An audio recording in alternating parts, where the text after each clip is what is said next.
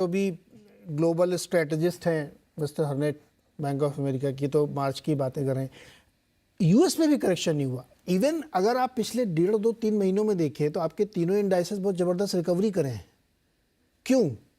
आप तो मानते हैं इन्फ्लेशन बहुत सीरियस प्रॉब्लम वहाँ पे, फिर कौन सी चीज़ वहाँ पे रोक के रखे हुए है?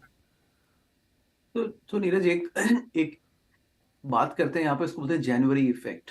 हाँ। और एक एक दूसरा सब्जेक्ट होता है सांता क्लॉज रैली। अब इन दो को अगर आप मिला दें तो हमें मिलता है ये जो बाउंस बैक जो अभी मिला। अब देखिए जैन में क्या क्या बढ़ा, और इसमें कुछ हद तक आपका वो भी एक्सप्लेन हो जाएगा पॉइंट कि इंडियन आईटी कंपनीज क्यों बढ़ी, क्योंकि एक तो वो नैस्डैक को फॉलो करती है।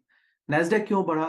देखिए जो ईयर एंड में 2022 में जो टैक्स लॉस हार्वेस्टिंग, अगर मैं अपने पोर्टफोलियो को देखूं और कहूं कि यहाँ पर प्रॉफिट्स को न्यूट्रलाइज करने के लिए मुझे क्या बेचना है कि मेरा लॉस थोड़ा लॉस होकर के वो बैलेंस हो जाए, जैन में फिर से खरीद लूंगा।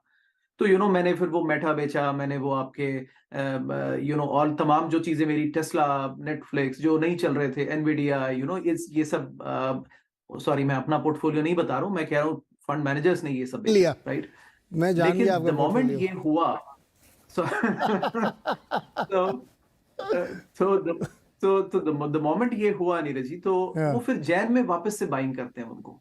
और आपने देखा फिर तमाम के वही एक फीलिंग ये आई कि ये स्टॉक्स तो बड़े, खैर naturally all of them went up, but इसके अलावा जो बहुत तरह के मीम और फर्जी स्टॉक्स थे वो भी वापस आ गए फ्लेवर पे, राइट। तो उनमें भी एक बाइंग हुई जो अब ठंडे पड़ रहे हैं। तो एक ये इफेक्ट होता है, हमें इसको उस हिसाब से देखना चाहिए। It was not a long term trend, but it was a seasonal year change trend. दूसरा ये भी हुआ कि अर्निंग्स ड्रॉप हुई, लेकिन देवर सम गुड न्यूज। जैसा एक अभी संजय जी ने कहा कि हर कंपनी ने ये फॉर्मूला डिस्कवर कर लिया कि एक्सपेक्टेशंस टोन डाउन करो, और उसके बाद एनालिस्ट आपका एक्सपेक्टेशंस कम कर देंगे, फिर आके बोलो देखिए हम 5% वर्कफोर्स गिरा रहे हैं। अरे आपने Facebook and Microsoft and Amazon 600-700 के से 1.6 मिलियन एम्प्लॉइज पर पहुंच गए 2 साल में। बाकी सबने 40 से 50% वर्कफोर्स बढ़ाई है, उस पर 5% कम भी कर देते हैं तो कोई बड़ी चीज नहीं है, लेकिन ये एक्सपेक्टेशंस मैनेजमेंट का गेम था। तो ये है नीरज जी। तीसरा एक लाइटर नोट में कहना चाहता हूँ, एक बार को तो मुझे घबराहट हो गई जब दलजीत जी ने कहा कि देखिए अगर ये ऐसे नीचे नहीं आता तो फिर तो फेड को चेंज करना पड़ेगा। तो for a moment I thought कि वो फेडरल रिजर्व को चेंज करने की बात कर रहे हैं, but may be he is talking of the policy change at federal reserve. Okay, Gurmeet sir, अभी ये दो टॉपिक हम लोगों ने कवर कर लिए। मुझे इसमें एक चीज़, चूंकि हमारे दर्शकों को आसानी हो समझने में, अगर आप एक चीज़ कोई चीज़ बताइए जहाँ पे कंसिस्टेंसी है। डेटा हमेशा अमेरिका का तो मतलब 100% डेटा है वहाँ पे, हर चीज़ क्या कहते हैं उसको, डेटा वाइज है, फिर भी उनके अनुमान गलत जा रहे हैं। तो कोई एक ट्रेंड पकड़ सकता है कोई व्यक्ति यहाँ से कि मार्केट अभी किस चीज़ को बहुत कंसिस्टेंटली देख रहा है, या वो कंसिस्टेंट है, हर दिन जो व्यू बदलता है उसको, क्या कोई एक चीज़ आप पकड़ पा रहे हैं?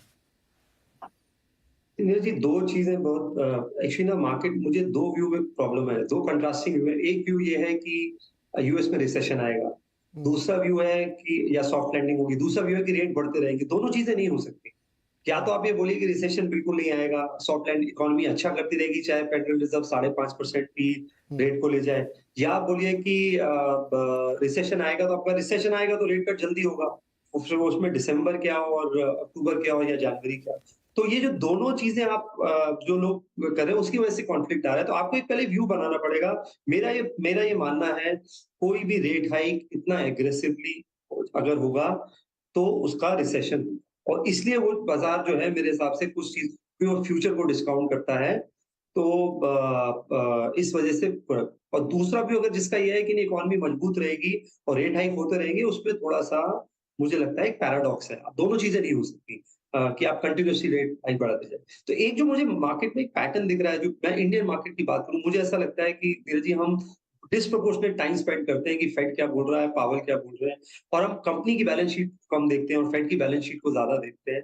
एक चीज मार्केट बहुत क्लियरली बोल रहा है, अगर आप ग्रोथ नहीं देंगे और आपका वैल्यूएशन ज्यादा है तो आपको पनिशमेंट मिलेगी, चाहे आप डिवीज लैब्स हो, चाहे आप बजाज फाइनेंस हो, चाहे आप कोई भी मार्की नेम हो, चाहे आप एशियन पेंट्स हो। तो एक चीज बहुत क्लियर है जो मार्केट आपको बता रहा है कि आपको जहाँ ग्रोथ रीजनेबल वैल्यूएशंस पे है, उसको देखिए, वहाँ रिस्क रिवॉर्ड अच्छा है। वो हमने देखा है, चाहे वो पीएसयू बैंक्स में दिखा हो, आईटीसी में दिखा हो, बहुत सारे पॉकेट्स में दिखा हो। तो एक जो मुझे ट्रेंड अभी दिख रहा है मार्केट में, वो इंडिया में फाइनेंशियल्स का दिख रहा है।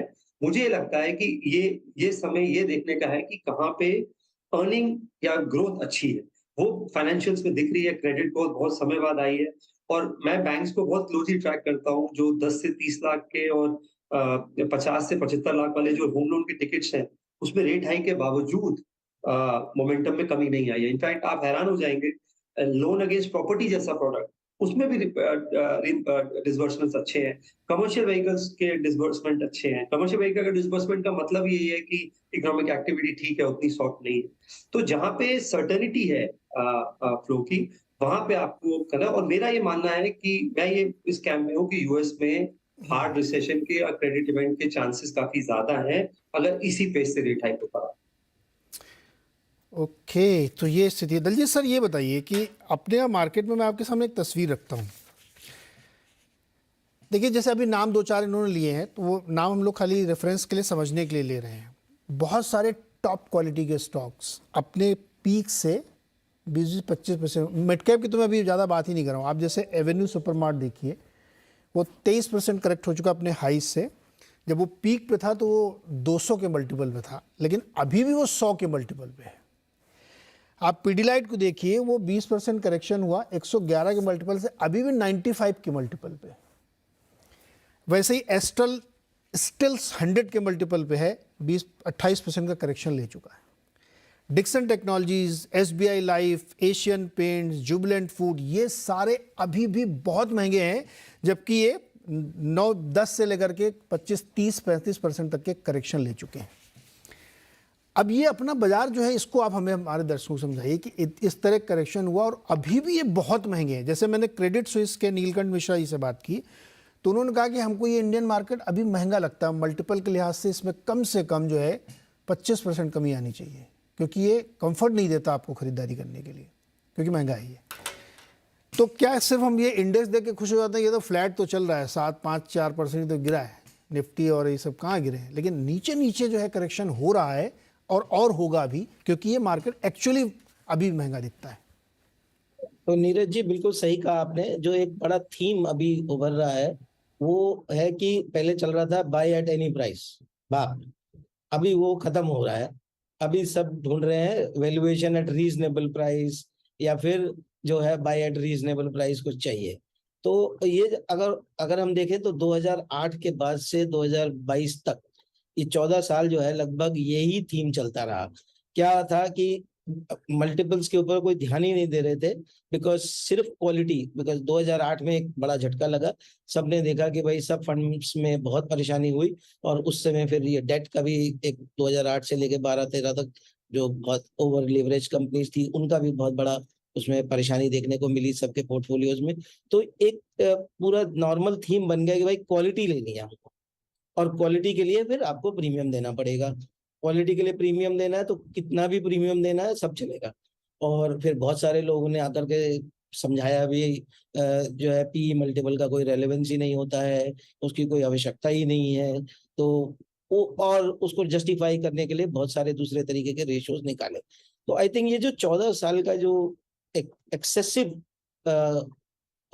था कि भाई हमें वैल्यूएशन को ध्यान नहीं देना है और केवल क्वालिटी पे ही जाना है, वो अब चेंज हो रहा है।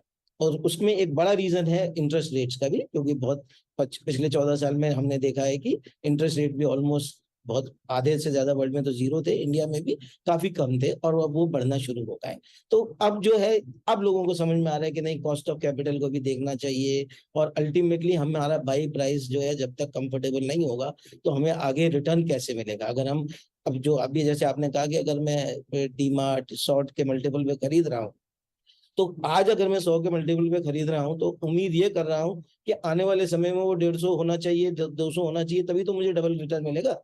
तो अगर वो ऐसा उम्मीद वो पॉसिबल नहीं है, या वो उसके लिए उतनी ग्रोथ जितनी चाहिए उतनी अब नहीं आ पाएगी, तो फिर आपके लिए इस रेट पे घुसना मुश्किल होगा। तो अभी ये थिंक, ये जो बहुत बड़ा जो थीम, जो अभी आप थोड़ी देर पहले गुरमीत से पूछ रहे थे कि मार्केट में क्या एंकरिंग करनी चाहिए आज की डेट में, क्योंकि लीडरशिप कोई सेक्टर या कोई उसमें से नहीं मिल रही है आपको, कोई स्टॉक से। अभी आपको एंकरिंग यही करनी है कि आपको जो हाई वैल्यूएशन स्टॉक्स हैं, बहुत हाई वैल्यूएशन स्टॉक्स हैं, उनसे हटना है, और धीरे धीरे आपको वैल्यू को ढूंढना है। अब वैल्यू ढूंढना एक लॉन्ग टर्म प्रोसेस होता है और वैल्यू ढूंढने में के साथ में बनने के लिए आपको बहुत समय रहना पड़ता है।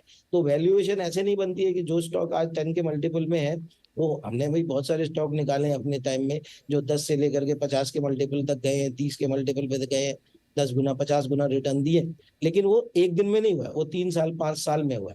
और इनफैक्ट जिस समय उसके बारे में बात करते हैं उस समय तो उसमें डिसबिलीव होता है, क्योंकि जब हम 10 के मल्टीपल पे कोई स्टॉक की बात कर रहे होते हैं तो 90% लोग उसमें नेगेटिव्स ढूंढते हैं कि साहब इसमें तो कुछ है ही नहीं। और वो फिर आगे चल के जैसे जैसे करेक्शंस होते हैं उस स्टॉक में चीजें ठीक होना शुरू होती है तो मार्केट री रेट करता है।